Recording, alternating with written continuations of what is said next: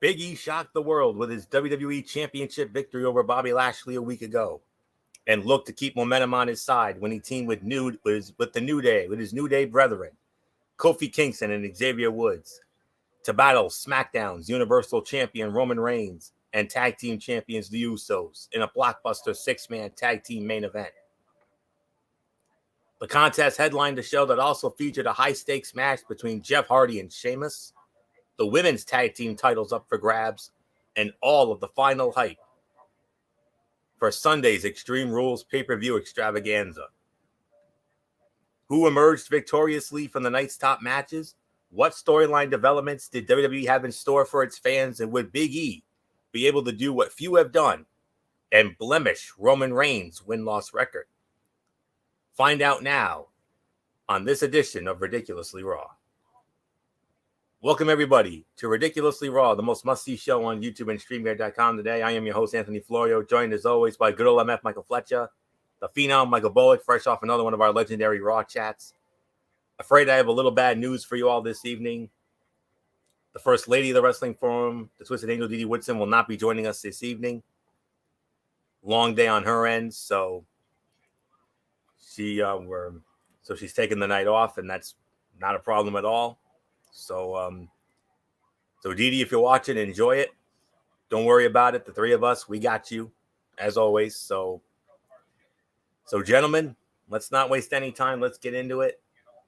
Monday Night Raw, the go-home show for Extreme Rules, live from the PNC Arena, Raleigh, North Carolina, the home of the NHL's Carolina Hurricanes and the NC State Wolfpack, as it is on the campus of NC State. And we started it off with a 2-for-1 deal. We had the New Day with a championship celebration for Big E. And then it led into the six-man tag team matchup, the highly anticipated six-man tag team match, Raw versus SmackDown, where the New Day went up against Roman Reigns and the Usos, the Bloodline. And as far as the match is concerned, the winners of the match, 13 minutes and 5 seconds, the Bloodline, Roman Reigns and the Usos. Roman Reigns getting the fall on Xavier Woods after a distraction by Bobby Lashley. All right. What do we think about all this? Well, I'll tell you. When it comes to the segment, Big E is absolutely ready to be the face of this company. He is dynamic, energetic, and he can bring emotions when the time calls for it.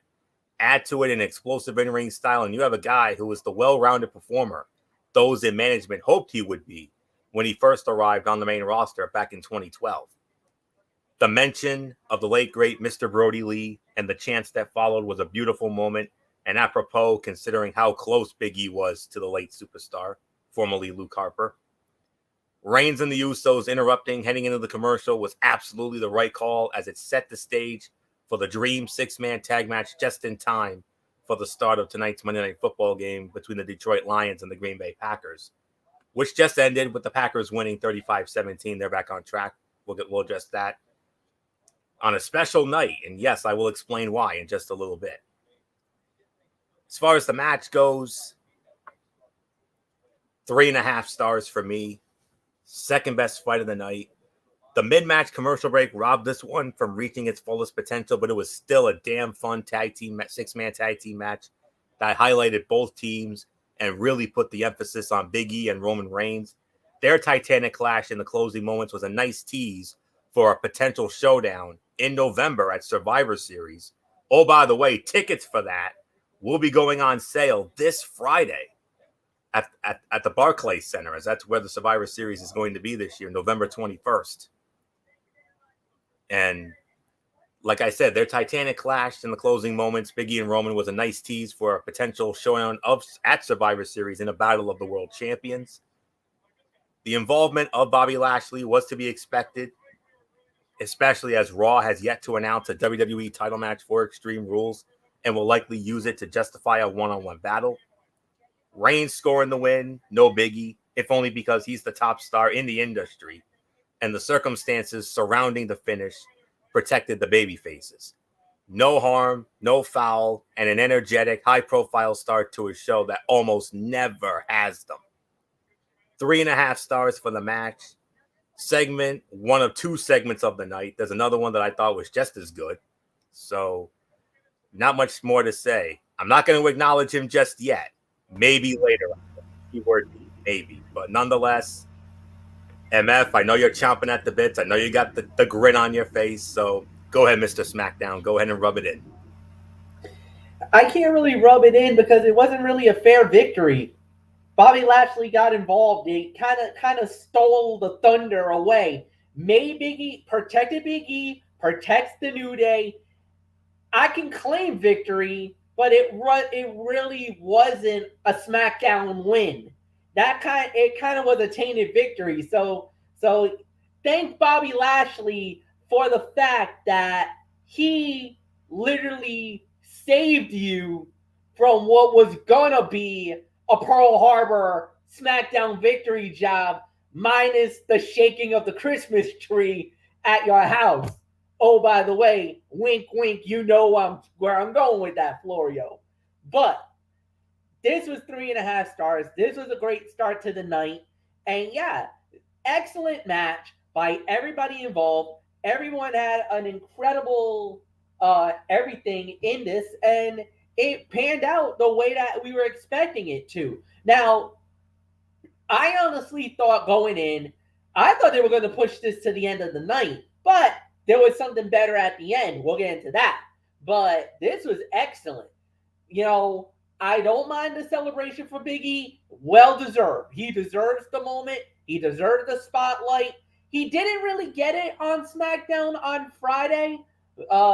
When it came to like a celebration, they waited for Monday night on Raw, which was fair enough because now Big E does become more of a Raw guy because he is the WWE champion. The belt is on Raw. That's Raw's belt. So he's technically now a full-fledged Monday Night Raw.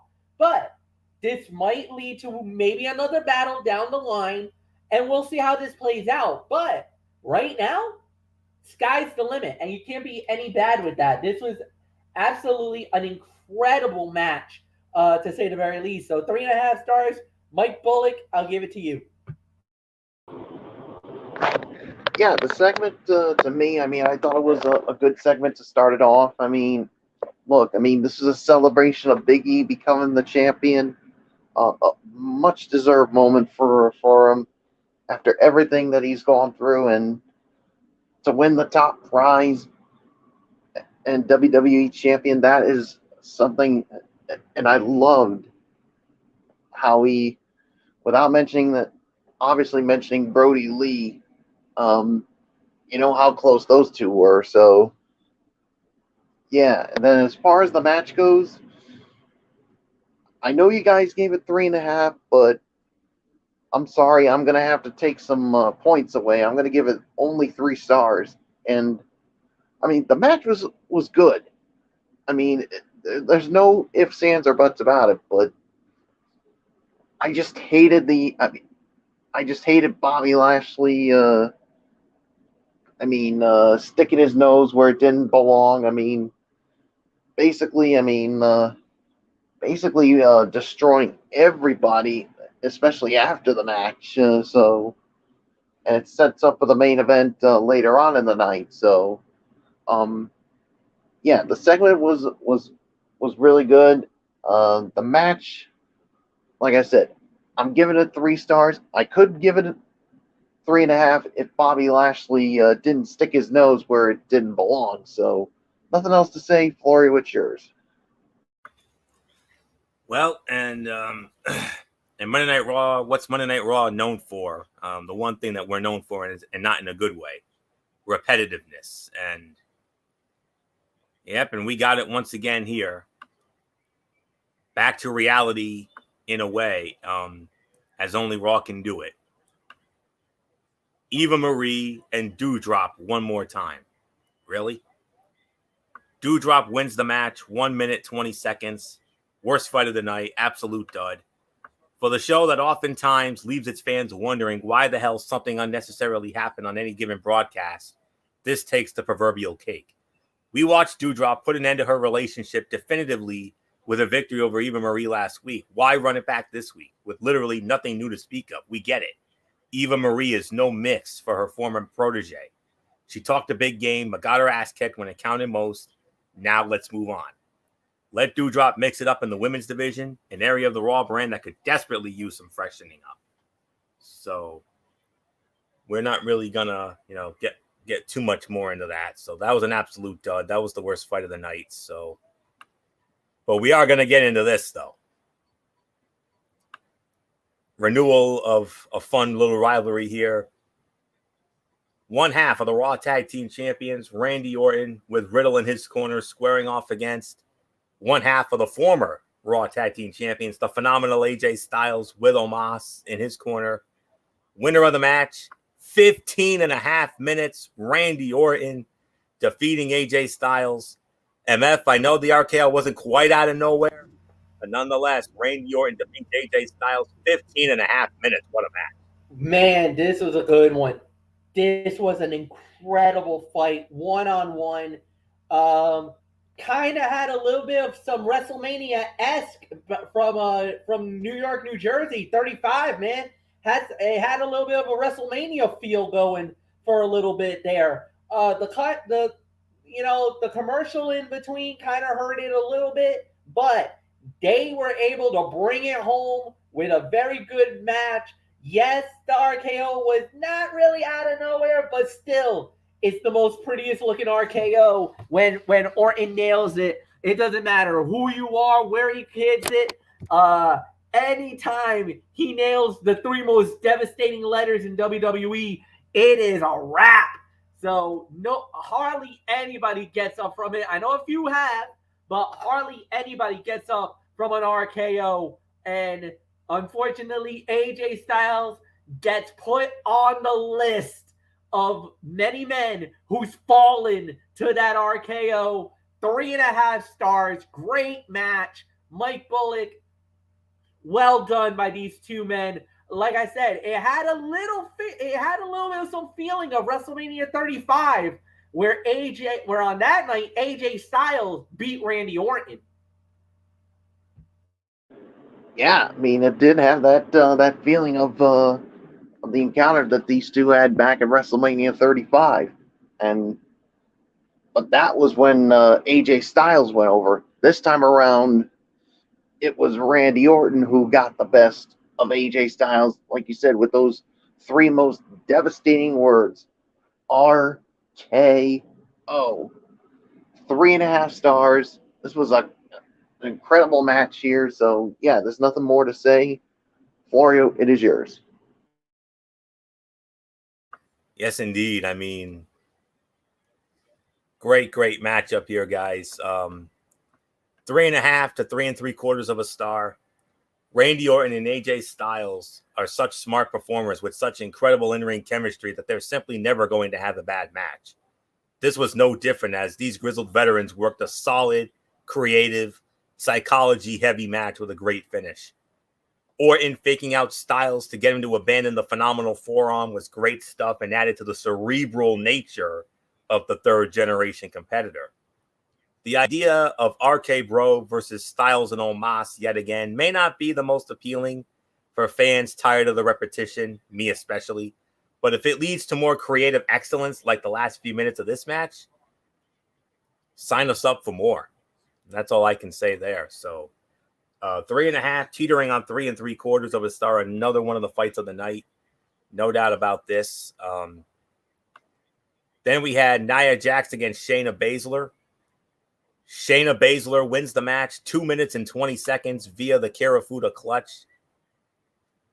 We're gonna bypass this. I'll give the analysis here. I could probably give this maybe 1 star or so for the effort. I mean, the story leading into the match was a mess, but this was as effective a way to rehabilitate Baszler after months of questionable booking as one could possibly imagine.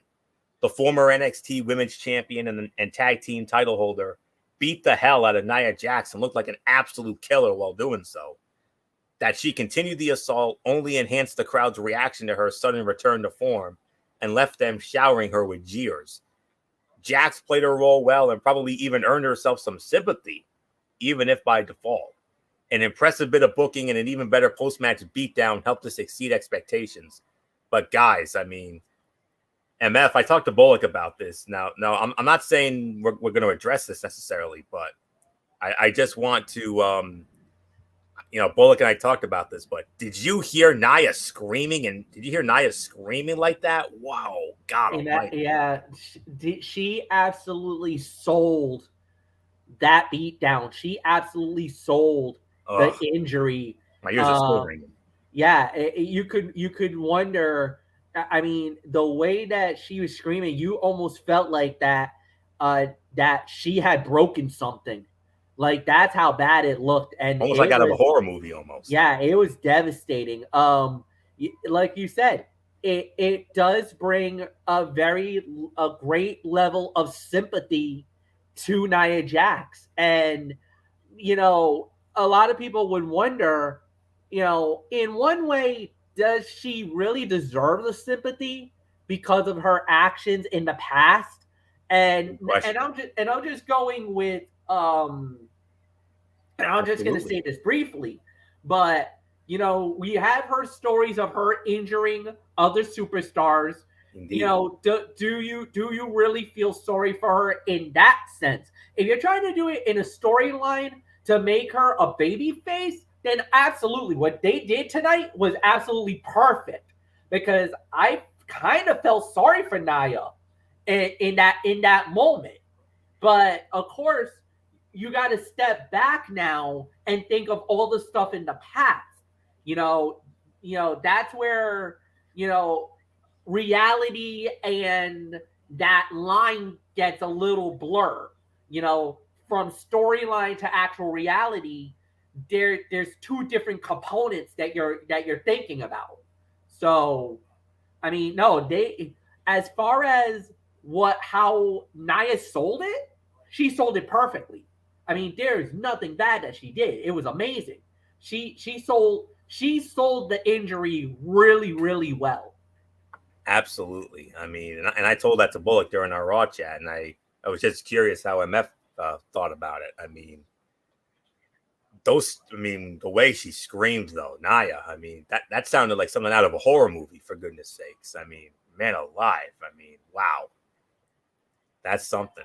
So 1 star for that. Now this is very interesting here. Yeah, the match was this was a throwaway, but it was Mustafa Ali and Mansoor. And I was thinking when I saw these two coming out, I'm like, oh God, it's probably going to be Mason T-Bar again. No. Angel Garza and Humberto Carrillo? Where did this come from? Okay. And Angel Garza and Humberto Carrillo win the match 2 minutes and 50 seconds as Garza picked up the win over Mustafa Ali. This was a short, sweet squash match that immediately established the new team as a threat, not just to Ali and Mansoor, but also to the entire Raw Tag Team division. They obliterated the opposition here, never appearing in danger of losing the match. The intensity on display from Garza in particular was great and really put over the urgency with which the team is approaching its in-ring opportunities. Hopefully, the new team has the chance to actually leave an impression and is not forgotten about in a few weeks. So, MF or Bullock, if either of you guys want to address this, feel free. I mean, Garza and Carrillo, where did this come from? You know what? This is one of those rare WWE bookings where you kind of question it at first, and you're thinking, why are you throwing another random team together? But then after you saw what happened, you're like, this could be very interesting. This could actually work if you're on Monday Night Raw. Now, you need some mid-card tag teams that actually will look good. And I'm actually for the Garza Carrillo pairing. I am too. Because of the fact that you also need to cater to the Latin American people. you got to cater to them as well, because that's a major fan base that you're going to get. And Carrillo and Garza are actually two well-known wrestlers in Mexico. So you got two guys that are really well-known, established, that you could actually work around, especially in, the Latin American community. Just like on SmackDown, how they have Zelina Vega, how they have the Mysterios. That demographic, especially with the Latin American, that really helps them out. So Monday Night Raw is going to pair Angel Garza and Humberto Carrillo. All of a sudden, you establish a Latin American team that I know the fans will be like, whoa, interesting decision. This might actually work. So this is a tenfold moment for Monday Night Raw. Not only do you establish two young guys who, kind of is buried in the mid card, probably down in that 24/7 muck that doesn't need to be there, put them as a tag team, but you're doing it on 2 cents because of the fact that you're also wanting to cater to the Latin American audience, which I know they'll respond very positively with this pairing. And more importantly, you got two young guys who could actually be, could elevate themselves up. Because remember, the draft is coming up in a couple of weeks. So maybe this could be a thing that you could see. Maybe maybe they end up going to SmackDown. If they stay on Raw, great. If they go to SmackDown, hey, the SmackDown Tag Team titles, the door is wide open right now. There's quite a few teams that are going after those belts. Maybe you throw them on the SmackDown side. They could be legit contenders right out of the jump. So who knows how that plays? But no, this was good. It was a delicious squash. We'll say that. No rating for me, but I like the pairing. Yeah, I do too. Bullock, do you have any thoughts on this? I mean, yeah, when I first saw this, I'm like, wait a minute, because the thing is, Florio, I mean, I thought Humberto Carrillo was a babyface. I thought so too. I mean, are they going to make him a heel? Because technically, Angel Garza is a heel. Yeah, so I think a heel turn would do Carrillo some good. I said that to you during our Raw chat tonight. Yeah, you did say that. So yeah, it could do him wonders. So I mean, will it actually work? Only time will tell. But this is a good first step for Garza and Carrillo. Where it takes them down the road remains to be seen. All right, so we'll wait and see. But for right now, let's move on to our next match. A WWE Women's Tag Team Championship matchup. It was Natalya and Tamina defending the titles against the challengers, Nikki ASH and Rhea Ripley. Winners of the match, 2 minutes and 35 seconds. And new WWE Women's Tag Team Champions, Nikki ASH, Rhea Ripley. Michael Bullock, I mean, I know the match wasn't all that great, but nonetheless, we have new champions. And I told you this during our Raw chat as well. Once Nikki and Rhea did that little dedication to the children as part of that Connor's Cure plug that they did, you had a feeling they were going to win the titles.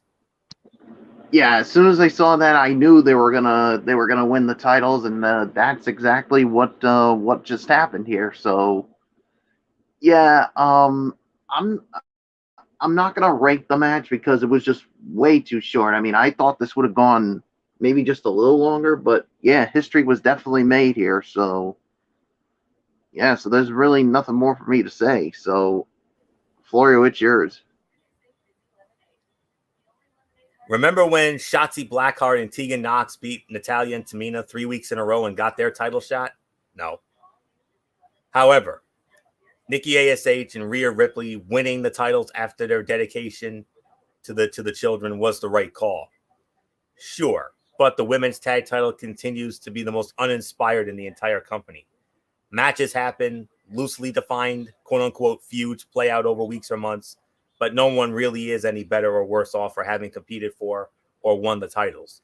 They are merely there to keep the participants involved busy without having to devote any real meaningful creativity to them. Damn shame, too, because Natty and Tamina's run started hot before devolving into mediocrity and ending not with a bang, but a whimper in favor of a team with all of 3 weeks of experience as a tandem under their belt. But, you know, I kind of had a feeling that was going to happen. Tegan, Nox, Shakti Blackheart, they definitely got robbed as far as I'm concerned. And hopefully they'll get their day soon. But, you know, but obviously. Yes. Yeah, Shotzi Blackheart and Tegan Nox, they got robbed. I mean, and you even brought it up, Florio. I mean, to me, and as far as I'm concerned, they should have been the ones that got the title shot first because, I mean, they beat Natalya and Tamina.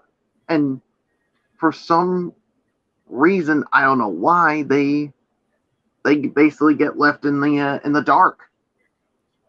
Well, that's what the main roster does. You know, 1 minute you're a big fish and in the small pond, and now you're a small fish in a big pond. So, yeah, that's what happens. They get lost in the shuffle, and you know, it's a damn shame. But you know, anyways, you know, rant a little high horse thing aside.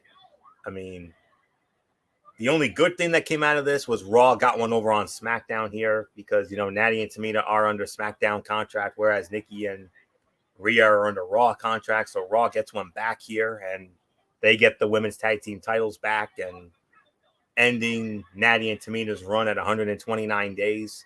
And, you know, it's a shame it had to come to this. I mean, I wish it would have been in a more exciting, more competitive match. But, you know, it'll probably have to be an NA for a no rating for this as well. But you know, it is what it is. And, well, Rhea Ripley now becomes a Triple Crown champion now because she has won the NXT Women's title. She's won the Raw Women's title. She's now a Women's Tag Team champion. The only thing left to go for the Women's Grand Slam is the SmackDown Women's title. That only happens if she goes to SmackDown. And, hey, with the draft coming up, you never know. Could the Nightmare be on Team Blue? You never know. And I know MF would love that very much if that were to happen. So, or does Nikki go back? I don't know. We'll have to wait and see. But Nikki now has 2. She'll never get the Grand Slam because she's now on the main roster because she never won the NXT Women's title. She challenged for it, but came up short every time. So, but we'll have to wait and see. But even with all this, congratulations to Nikki ASH and Rhea Ripley, the new WWE Women's Tag Team Champions. And MF, maybe not as exciting as last week, but even with that, still new champions, and you know what to do, Monsoon. Yeah, I mean, Michael Bullock kind of stole the thunder there, so I'm not even going to do it. I will say this, that yes, look, the reign had to end at some point. I think for Nikki and Rhea to get the belts, I'm fine with it. Now I hope Nox and Shotzi gets the shot. Obviously, what they'll do is they got to do a rematch first because, you know, there has to be a rematch. So I would say that do the rematch, let Natalya and Tamina get one more shot. If they lose that match, which I think we all can say yes, they'll probably lose that, then Nox and Tegan should definitely be the next in line for the titles after that. I think I understand the gripe. I understand the angerment, and I understand why a lot of people are upset about, well, why didn't Nox get the first opportunity? You know, she deserves it, and granted, I'll give you that. But at the end of the day, Shotzi, when it comes to Rhea and Nikki, they also were winning matches. They also were beating the tag team champions. So they also had a claim for the titles It's just that's how WWE went with it. Even though, yes, Knox and Shotzi had 3 wins, they had 2. They decided to go for the fight on Monday Night Raw. I had no problems with it. Again, I'm cool with Shotzi. I'm cool with Rhea and Nikki to get the titles. I think they deserve it. I mean, I think what Nikki has done has been without a doubt her best job ever. I mean, her ASH attitude, her ASH gimmick. Look, I know some people hasn't been very happy with it or hasn't liked it, but the thing is, they're giving it a chance, and it's actually working. And I actually like this dynamic of her with Rhea Ripley. It is an odd couple. It's not. It almost has a little bit of Team Hell No. It has a little bit of William Regal with Eugene. You know, there's a little bit of some comedy with it, but there's also seriousness with it. And I love the balance that I think, and here's something that I think that really needs to be said, Rhea Ripley and Nikki ASH actually complement themselves really well. Nikki is quicker. She is more the high-flying, quicker of the two. And Rhea is just brute strength, beat you down in your face, be a woman type of a fighter. So you got a mixture of, you know, one's the stronger of the two, one's the quicker of the two. You gel that together, you got yourself a bona fide superstar tag team. And I understand where the criticism is about the WWE Women's Tag Team titles, that, you know, how it doesn't have the esteem or the luster as it did when it first came out. Granted, I'll give you that, but at least they're giving them an opportunity. And the thing is that after Nikki lost the Raw Women's title, what we were thinking? Oh, she's probably going to get buried. She's going to go into the back of the line. This is never going to. They're never going to give her another opportunity. The gimmick is dead. No, it's not. It got revitalized thanks to a great, talented superstar in the Nightmare Rhea Ripley, and now they are the new WWE Women's Tag Team Champions of the world. I mean, look, for what Nikki has gone through, that's a hell of a bounce back. And even for Rhea, you know, I mean, Rhea Ripley had the Raw Women's title, won the Raw Women's title at WrestleMania, had the belt for a little bit, lost it to Charlotte, where consequently Charlotte lost that to Nikki because of the Money in the Bank, which was perfect move. And now here it is. Look, 2 of your top stars on Monday Night Raw, 2 of your best women, and now they're the tag team champions of the world. I mean, if you tell Nikki or Rhea that, you know, where they were going to go from where they were to where they are now, I think they will gladly take being the tag team champions of the world. I know Nikki would be all for this right about now, because of the fact that, think about where she was about a year ago. She was relatively unknown. People were thinking she was going to get cut. People were thinking her career was over in WWE. And then she comes up with the brilliant idea of Nikki ASH. And look, it didn't get over with all the people. You know what? It doesn't need to get over with all the people. For all those haters out there, you guys can go screw yourselves. Because look at where she is now. So to all the haters, double thumbs, double middle finger, go F yourselves. Florio, it's yours. Okay. So then we had the Alexis Playground segment with Charlotte Flair. This ended up being a lot better than I thought. I mean, I thought this was going to be another hokey segment, but oh no. Charlotte Flair and Alexa Bliss setting aside the parlor tricks and magic was exactly what this program needed to drum up excitement for their match at Extreme Rules. There's not a ton of history to build from, so booking supernatural nonsense was not going to work. Fans needed something beyond the hijinks to sink their teeth into, and this did just that. Bliss taking shots at Flair's insecurities and suggesting she uses championships to cover them up was great, while Flair propping her own ego by demanding the return of the Alexa Bliss that was once one of the best in her field was equally as good. Sunday's match has the potential to surprise and maybe even steal the show for some fans who will not be expecting the level of intensity that will be on full display. My primary, my early prediction for the match is that Charlotte will retain, but Bliss may very well be the woman fans are talking about more, thanks to a performance that reminds them of why she was a 5-time combined Raw and SmackDown Women's Champion before.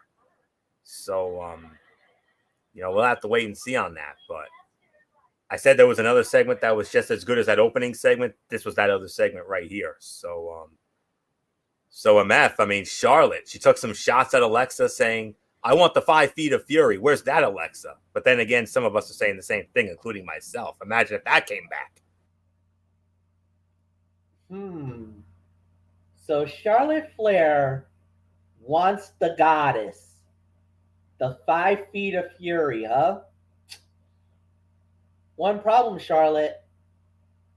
The one time that you ran into the 5 feet of fury, the one time that you did run into the goddess, she got you. No, Charlotte. Are you sure? Survivor Series 2017. Well, I'm not Charlotte talking Survivor Series. No, wait. I'm not talking Survivor Series because that doesn't count. That's team competition. Oh, all right. I'm talking one-on-one. One-on-one. Oh, okay. And Alexa got her. Oh, yeah. So no, Florio. I know you want to talk about history and everything else, and you want to talk about Survivor Series. Survivor Series doesn't count. That's team competition. That's no. That's when you're a team. So no, that does not count. Because that wasn't true one-on-one. I'm talking true one-on-one. And that time Alexa beat her. So no.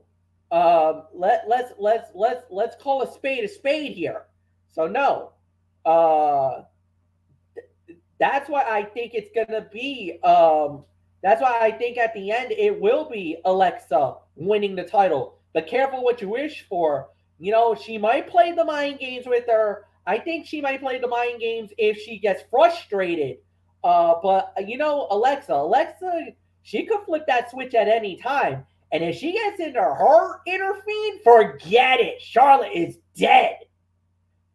Because you saw the fight with Asuka. When she went into that full fiend mode, oh my God, there's no way you stop Alexa Bliss. So if she gets to that mode, forget it. It's game over. So there's nothing more to say. Mike Bullock, yeah, this was really good. Yeah, I thought this was really good as well. I mean, I wasn't expecting anything good out of it, but yeah, I mean, Charlotte trying to play the mind games thing. Where's that 5 feet of fury that was the best? I want that, but the problem is, Charlotte, you're getting this version of Alexa Bliss, and like you just said, Fletch, if Charlotte continues to poke at her, it goes into that full fiend mode. I don't care how tough you are, Charlotte ain't holding on to that title. So, although I still think she's gonna walk out with the title, but I'll tell you what, Alexa's gonna give her a lot of problems. So, yeah, there's really nothing more to say. Florio, it is yours. Well, when it comes to the Survivor Series, Charlotte Flair and Alexa Bliss had a one-on-one match. It was a women's champion versus women's champion match, Survivor Series 2017. I believe Charlotte was the SmackDown Women's Champion and Alexa was the Raw Women's Champion. and Charlotte Flair won that match for Team SmackDown. So that was a one-on-one matchup. So we're not going to get more. We're not going to get any more into that. We'll be here all night if we do that, and we don't have that kind of time. So, but we'll address that more come Friday night when we preview this match as part of our Extreme Rules preview. But we got to do something about Rampage because it's a 2-hour show, so we'll have to put our heads together there. But anyways, yes, Bullock, I get that. So all right, let's move on. High stakes match here. We had Jeff Hardy versus Sheamus here. High stakes here. If Jeff Hardy wins this match, Jeff Hardy gets added to the U.S. title match at Extreme Rules with Damian Priest and Sheamus. Winner of the match in an even 9 minutes, Jeff Hardy. Jeff Hardy wins the match in 9 minutes. MF, you can add Jeff Hardy to that match. Priest, Sheamus, Hardy. Triple threat, United States heavyweight title at Extreme Rules. And I'm so glad Jeff Hardy got it. I'm so glad he got this moment. I think that's the one thing. I don't know what WWE was thinking, putting him in the 24/7. There was the 1 week where they did it. People flipped. And now he's back where he truly deserves to be. In a mid-card title fight, getting an opportunity to possibly win the championship. Even though I don't think he's going to win it. But this was a damn good match. 2.5 to 3. Solid battle. Jeff deserves this moment. Bullet, go. Yeah, I'll give it 2.5 to 3 as well. And yeah, I was glad to see Jeff. I'm glad to see Jeff Hardy back in this after that brief time and that 24/7 silliness, which I still don't understand why. But yeah. I don't think he's going to win the title, but at least just to see him in this match is something good here. So nothing else to say. Florio, it's yours. Yeah, 2.5 to 3. It was fine. A physically intense match with some hard hitting that put over the urgency of it all. But it felt like every other Hardy Sheamus match that we've seen over the last year. Like that barroom match that we had on that SmackDown last summer. But without any real expectation that Hardy can actually win the title Sunday, or the belief that he is in this match for any other reason than to eat the fall. There's no reason to be. For some there'll be no reason to be excited for any of this, even though we are. That the post-match brawl hammered home the idea that the issues are between Priest and Sheamus did not help create any further expectation that Hardy stands a chance Sunday night in Columbus. But fine match here, 2.5 to 3 stars. So there isn't much more to say on this. Now let's get into the main event of the evening. Oh, wow. Triple threat match. Universal Champion Roman Reigns, WWE Champion Big E, Bobby Lashley, winner of the match in 20 minutes and 10 seconds. The Tribal Chief does it again. So nice. He wins again. He wins twice. I know MF is going to absolutely gloat over this when we get to him. But first, Michael Bullock, we have no choice. We got to acknowledge him. He did it again. Roman Reigns, 20 minutes and 10 seconds. Yeah, what a main event this was. This was definitely a great match. I'll go somewhere between 4.5, because this was the kind of match you would expect on this show. I mean, when you got 3 combustible elements here with Big E, Bobby Lashley, and Roman Reigns. So, yeah, it definitely gives Roman Reigns some momentum going into what is now an Extreme Rules match at the Extreme Rules against the Demon Finn Balor. So definitely some nice momentum for him. 4 to 4.5. Fight of the night, hands down. And Fletch, I'll be the first to say it, and I know Florio will follow through. I will acknowledge the Tribal Chief, the head of the table, Roman Reigns. Florio, it is yours. As will I, Bullock. I have no choice. As will I. This was a pay-per-view quality main event 6 days before an actual pay-per-view that 2 of the 3 competitors involved are not fighting at.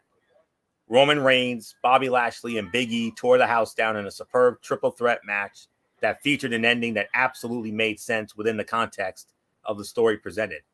Lashley was irate over losing the WWE Championship and understandably unleashed on Big E.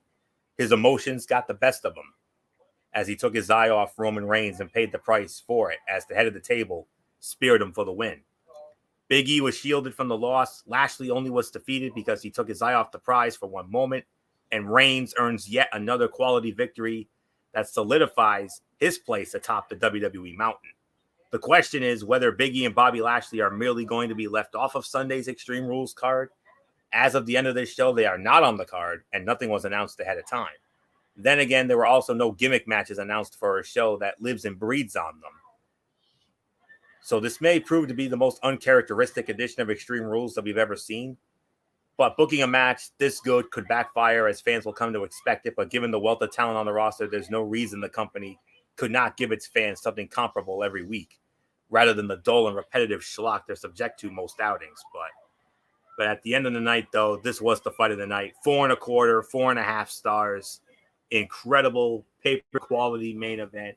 Be a man fight and then some times 3. And yes, this Raw guy will has no choice. I will acknowledge the tribal chief, Roman Reigns. Hell of a job, sir. Hell of a job. You earned that one tonight. And I'll tell you what. As of right now, he is my front runner for male wrestler of the year. Right now, it's a 2-horse race right now. It's between him and Kenny Omega, as far as male wrestler of the year goes. Lashley's in the top 3, but right now it's between Roman and Omega. Even though if Roman keeps doing what he's doing, I just may have to give it to Roman. Although Omega is right behind him, so there's really not much more to say from me on this. 4.25, 4.5 stars. I acknowledge the tribal chief, Roman Reigns. Goes in a SmackDown guy, the face of SmackDown, and he wins and he comes to Raw and wins not once but twice in the same night. Whether you like him or you don't, you damn sure have to respect him, and you damn sure have to acknowledge him, and I will acknowledge him. I said it. MF, I know you were very shaky about the first one, and I appreciate that, but I know this time around you're not going to be as shaky about it. This was clean cut, no doubt. Your tribal chief, the face of your show, proved why he is that, and he keeps doing what he's doing. He's going to run away with the male wrestler of the year. The frontline soldier of SmackDown Live just went into Monday Night Raw and just made himself right at home. Truly the head of the table. Unbelievable. You can't do any better than that. Incredible situation, incredible win. 4.25, 4.5 fight of the night. And like I said it on social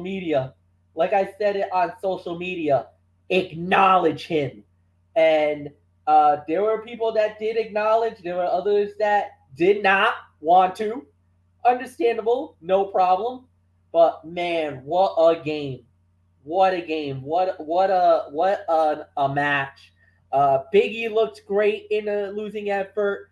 Bobby Lashley looks ferocious in the losing effort, and Roman just puts what he needs to puts the body, leaves everything on the line and wins it. I don't think you got anything more to say. This was an incredible performance by the tribal chief, by the head of the table, and yeah, I said it on the messenger. And I yelled it out. SmackDown wins. Acknowledge him. And this was, like you said, it was as good as expected. There was really nothing more to add. Anthony, let's go to overall review. Overall review, and overall, WWE was able to fill the 3 hours of Raw much better than they usually do. Obviously, bringing in Roman Reigns and the Usos and having Roman Reigns and Big E do double duty help the cause. I can't say that they really moved me when it came to the brand's final push for Extreme Rules, but this was, once again, certainly better than the average episode of Raw, especially, 2021 Thunderdome era and all that stuff. But yeah, I was very, very pleased with the product tonight. I think maybe last week's was a little better, but nonetheless, definitely a very good show tonight. I will probably give this somewhere between 7 and 7.5 for this. The women's matches, kind of brought me down. I mean, none of the women's matches really stood out with the exception of the women's tag team titles. I mean, the matches were short, but, two of them accomplished purposes. I mean, one had no purpose whatsoever. That was Eva and Doudrop. That was an absolute dud. Shayna and Nia, I mean, we reestablished Shayna as that monster badass heel. And then on top of that, we also crowned new women's tag team champions. Big moment there. And what can I say? I mean, great show. I mean, and tonight's show proved that they can put on something serviceable. But the efforts, like I said, especially in the women's division, were almost always short-lived. And, great show tonight. And I'm very pleased. We're starting to turn the corner a little bit. The Monday Night Football game was not as exciting as last week, but, still another very good night for Monday Night Raw. And so 7.5 for me. If you press for time, main event, obviously. The opening 6-man, I'll give you that as well. Orton and Styles, check that out. The opening segment, the Alexis Playground segment, which I thought was very good, and the other stuff you could pretty much skip. So, with the exception of the women's tag team, because if you're a sucker for new champion moments, so 7.5 for me. So not much more to say. MF, I mean, slowly but surely, Raw's, continuing to get better. They still need work, but Raw is slowly but surely starting to get better here, and I'm getting a little bit encouraged by that. So MF, 7.5 for me. What says you? I'll give it 7.5, and I'll gladly give it 7.5. I thought this was a very good show. Yeah, obviously the injection with the SmackDown talent, the bloodline showing up, definitely helped the cause. And the thing is that Big E and Roman both front and center, which is the right thing to do because these guys are right now the top guys. Big E got a big draw and major help when he won. And for Roman to be there, this actually does help. No doubt about it. We're going to have to wait and see how it plays out. But no, this was really good. So nothing more to say. 7.5. Bullock, it's yours.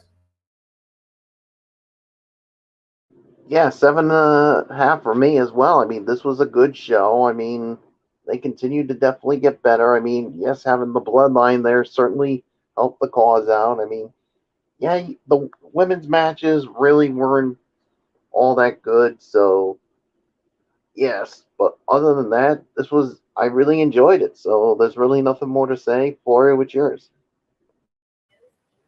Yeah, so with that, I'm going to get into my Tony's take here. And Impact Wrestling starts it off, the Thursday night Impact Wrestling, and no ratings, just give you what happened here. We started it off with Decay, Crazy Steve, and Black Taurus against Violent by Design. Decay wins the match. And then we had TJP against PD Williams. TJP won that match. John Skyler versus the Laredo Kid. John Skyler wins that match. Matthew Waywalt versus Trey Miguel. Trey Miguel picks up the win there. 10-man tag team main event. Christian Cage, Josh Alexander, Eddie Edwards, Chris Sabin, Sami Callihan versus Ace Austin, Madman Fulton, Moose, Brian Myers, and W. Morrissey. And the babyface team wins the match. 7.5 out of 10. Really good show with a strong main event and overall creative direction. Mid-card feuds are able to shine, and title pictures are filled nicely with intrigue heading towards Bound for Glory. But Victory Road was first, and I'll address those results in just a moment, which had a nice little build. So 7.5 for Impact Wrestling. And now I'm going to quickly get into 205 Live before I dive into those Victory Road results.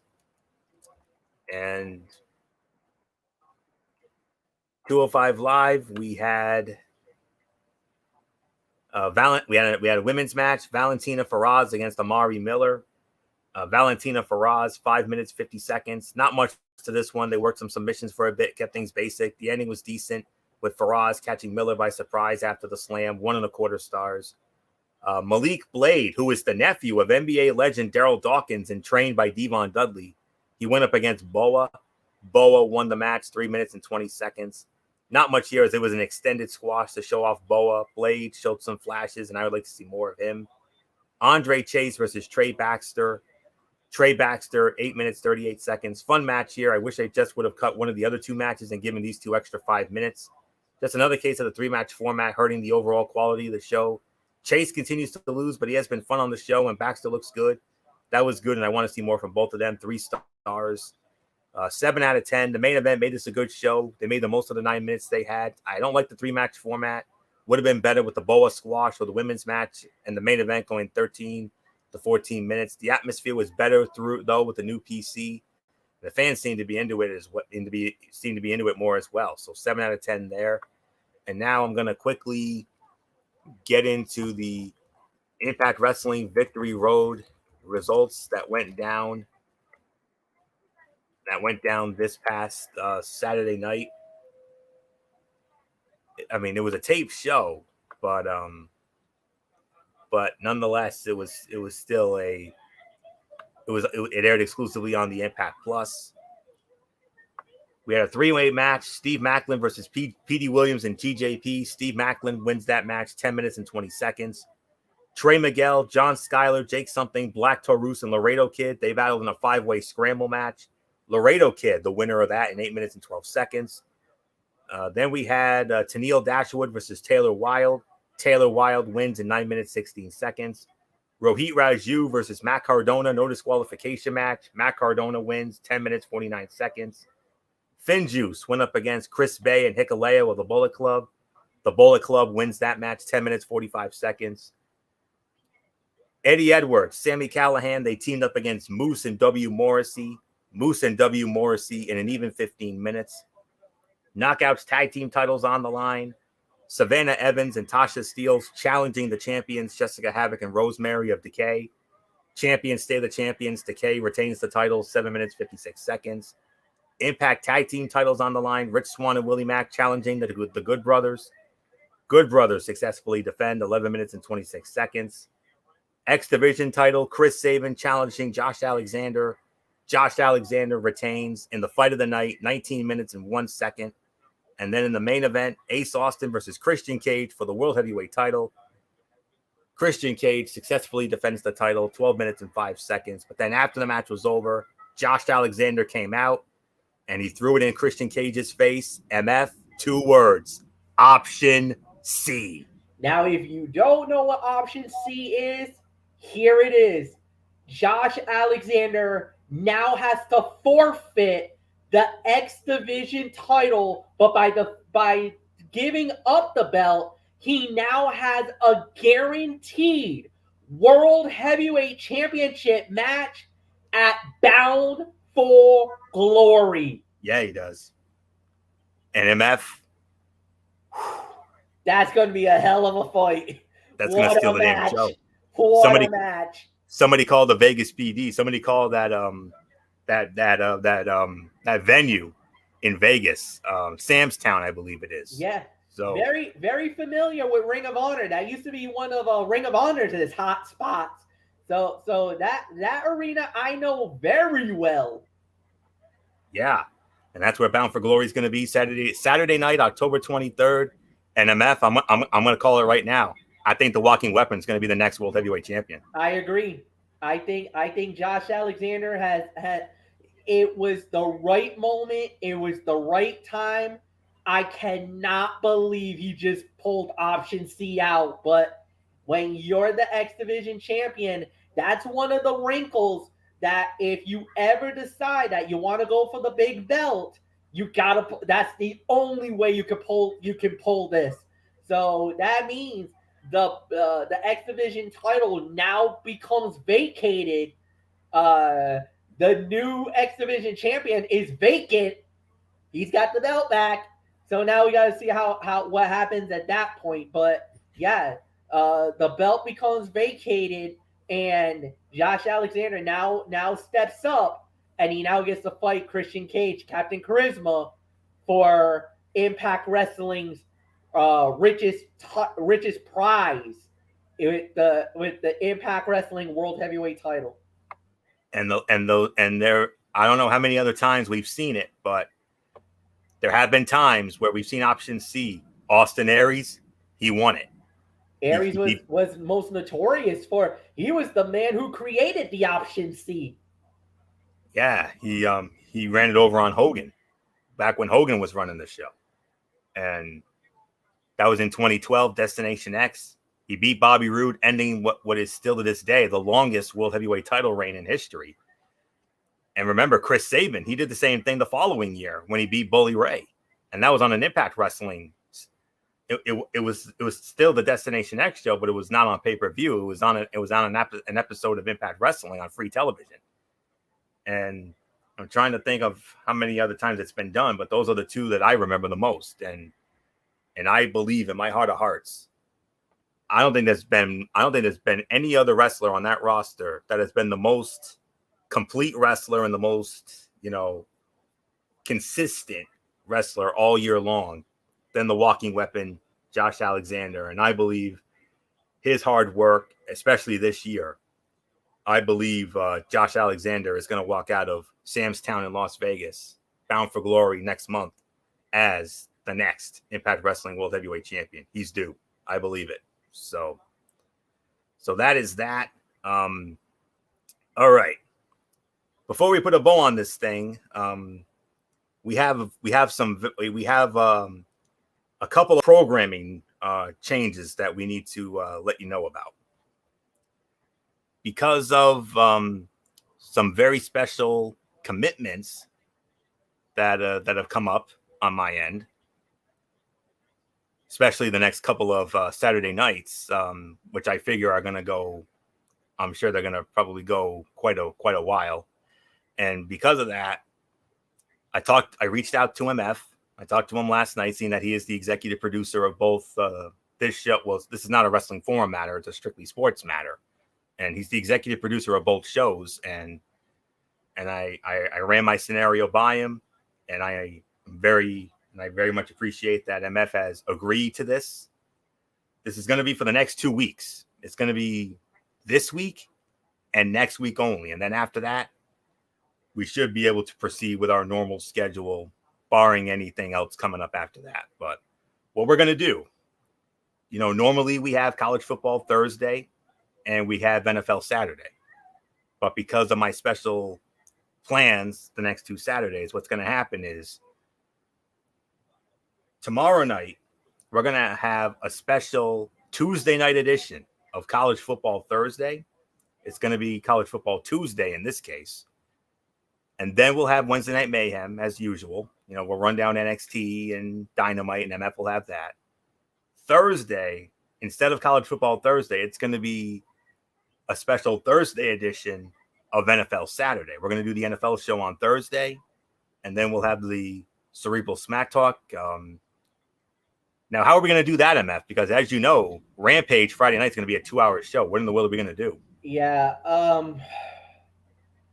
The problem that I'm running into is that because of everything that is going on, we might have to do it all in one on Sunday. So what I might do is Sunday night. We'll do the SmackDown, we'll do the Rampage, and the results of Extreme Rules. We're going to do it all in one shot, no preview. We're just going to do it, and it's all going to happen on Sunday night, 10:30. Or following the pay-per-view. Or following the pay-per-view. And it'll probably be right around that time anyway. Yeah. So, because I'm sure they're going to want to start it today like they've been doing. So that means no show Friday night then? No. Okay. All right. Because there's no possible way, because by that time we're going to be, there's no way we're going to be able to start at midnight. Oh, no. Unless we do unless we literally force ourselves to do rapid fire. Yeah. But you can't rapid fire a show like this. And especially if what could possibly happen with AEW? Oh.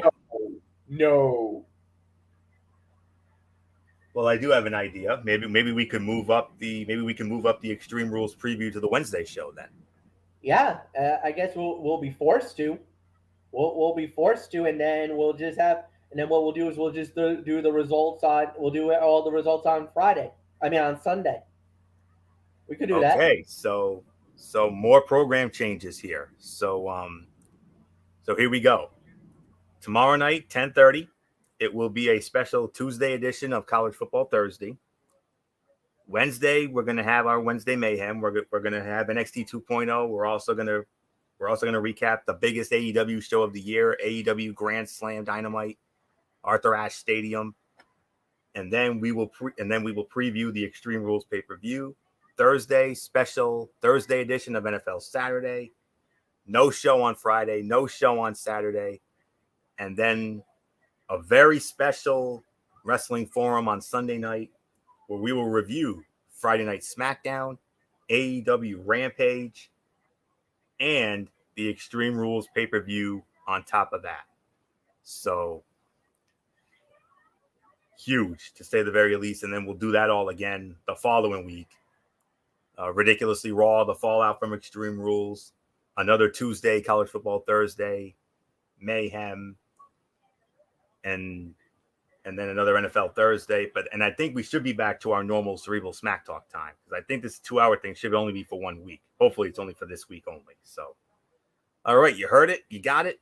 Hopefully you got it, because we're not going through it again. So that's it. So until tomorrow night for our special Tuesday edition of College Football Thursday, this is Anthony Florio here for Good Old MF Michael Fletcher, and in spirit, the Phenom Michael Bullock, the Twisted Angel Didi Woodson, and of course, always and forever, the Yankee Messiah 401, Derek Ferreira. You know the routine, everybody. Thumbs up. Talk to you later. Yeah, throw it up, Fortune 4 style.